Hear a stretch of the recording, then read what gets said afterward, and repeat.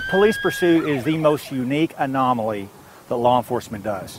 His death didn't have to happen. It was a senseless death. It was totally senseless, did not need to occur, should not have occurred. A high-speed police chase is not the only way.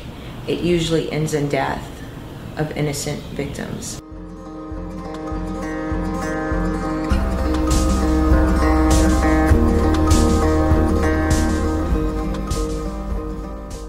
A USA Today analysis shows that more than 5,000 bystanders and passengers have been killed in police car chases since 1979, and tens of thousands more were injured as officers repeatedly pursued drivers at high speeds and in hazardous conditions.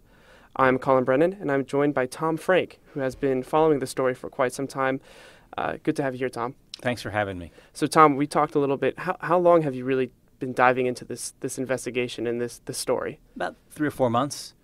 And I guess, Tom, the first question I want to ask is what constitutes as a police chase, and what do these numbers and analysis really tell us about the dangers of chases, and why are so many innocent bystanders and passengers at risk? Right, a bunch of questions there. So what's a police chase? That's basically when police give a command to stop and pull over, and the command is disobeyed. The command is usually turning on the police sirens and stuff. Why are there so many bystanders? The issue with police chases is that once a driver takes off, police have lost control of that driver, and the driver does reckless, dangerous things like blowing through intersections, going 100 miles an hour, driving the wrong way on a one-way street, and so forth, and ends up putting anyone who's in his way in horrible danger. And of course, when you're driving 100 miles an hour and you run into another car, you're going to get a lot of casualties with that kind of thing. Yeah, the number 5,000 have been killed, innocent people, in these chases over the last 40 or so years. I guess, what does that number tell you when you kind of counted it up and realized just the mass casualties from these events? Yeah, I think that the public doesn't really realize how dangerous chases are, not just to the people involved in the chase, but to the people on their way home to work, walking on the street. There was a case a month ago in Detroit where 2 kids, ages 3 and 6, were riding their scooters near their home, and they got hit by a fleeing driver and killed. I think that it really drives home the serious danger of police chases, and it raises questions about when should police chase. It's one thing if you're chasing a suspected murderer or bank robber or someone who's really violent. That's understandable, but what about someone who ran a red light or who doesn't have their license plate on? Are those people really worth the risk of the kind of high-speed pursuit going through residential neighborhoods, perhaps? And Tom, in your story online, our listeners can watch videos with family members of people who died in police pursuits. USA Today interviewed Jonathan Ferris, who lost his son Paul Ferris on Memorial Day weekend in 2007 by a fleeing driver being chased by a Massachusetts state trooper. The offending driver was being chased for making an illegal U-turn. In this clip from the interview, Ferris raises questions about his son's death and the police officer's decision-making. Somebody, for a misdemeanor violation, again, in this case, an illegal U-turn, is it worth pursuing that person at a high rate of speed in a residential area where there are people who could be out walking and people who are just driving their vehicles through an intersection? It was a senseless death. It was totally senseless, did not need to occur, should not have occurred. Do I blame the police? That's a much more difficult question. I don't blame that police officer. That police officer was following policies put forth by his department, in this case, the state police. Could he have made a better decision? Yes, but he made the decision he made. I don't blame the officer for that. I'm incredibly sad that the officer made that decision to pursue. It would have accomplished nothing had they caught this person before the accident occurred. He ran, the individual ran because he didn't have a license. In fact, he had never ever been licensed and had been to court 7 previous times for not having a license. So he knew that he was going to go to jail, and that's why he ran. Yet, what was the value of pursuing, and what was the value of killing two people to get somebody who had, in essence, a suspended license? So the answer was there was no value to that. Paul was killed because a police officer, following their pursuit policy, the state's pursuit policy, chased somebody through a densely populated city because of an illegal U-turn.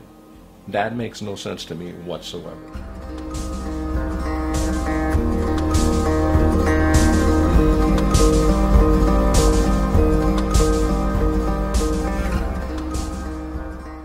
You can find more personal tragedies caused by cop car crashes in Tom's story online. We have another clip from a video that accompanies Tom's story.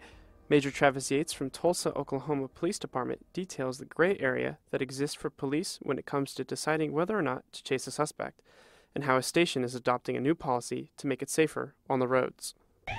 A police pursuit is the most unique anomaly that law enforcement does. Let me give you an example. If law enforcement goes to arrest an individual, the people in danger is the law enforcement officer and the suspect. Law enforcement goes and does a search warrant. The people in danger is law enforcement, the people inside the residence. But when you talk about a police pursuit, you have a third party that isn't involved in anything else in law enforcement, and that's innocent civilians. So your law enforcement officer's in danger, your suspect, your chase is in danger, and now innocent civilians on the roadway, minding their own business, are in danger. And that's what we're seeing. We see more civilians killed in pursuits than law enforcement. And that's why we have to take this very, very seriously. And it's a very unique thing because unlike we can choose locations to do arrests, we can choose locations to do search warrants, we can choose a lot of the activities we do in law enforcement, when it comes to a police pursuit, you don't get to choose when and where that happens. You know, there are a myriad of different police pursuit policies.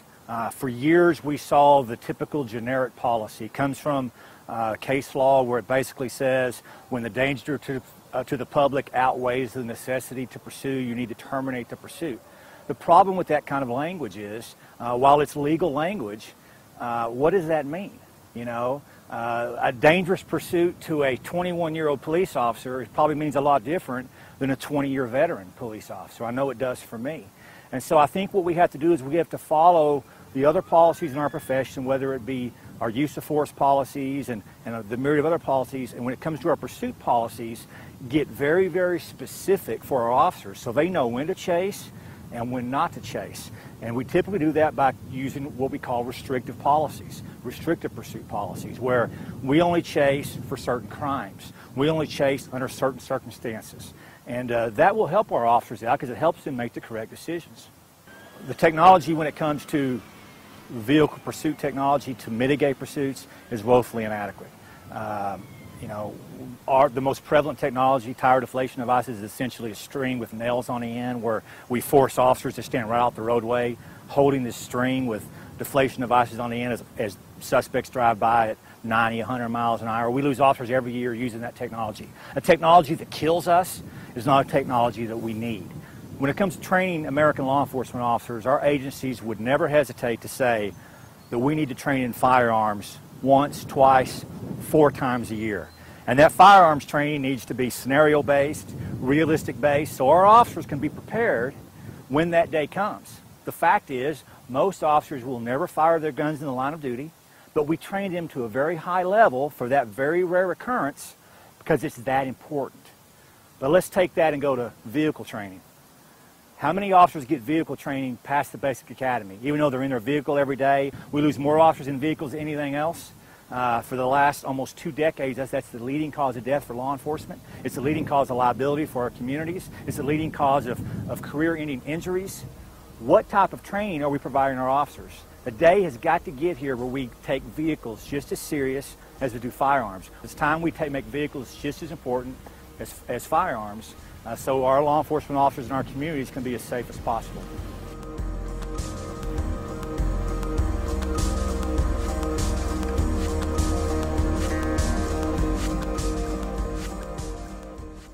Now, Tom, you heard Yates discuss the need for a restrictive policy and a need to look at the police vehicle training the same way we look at firearm training.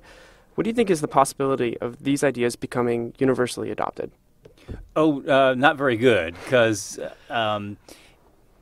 police departments are run by the cities and counties and states that they're in, and so the federal government just does not get involved in setting police policy. They leave it up to the communities, which is appropriate.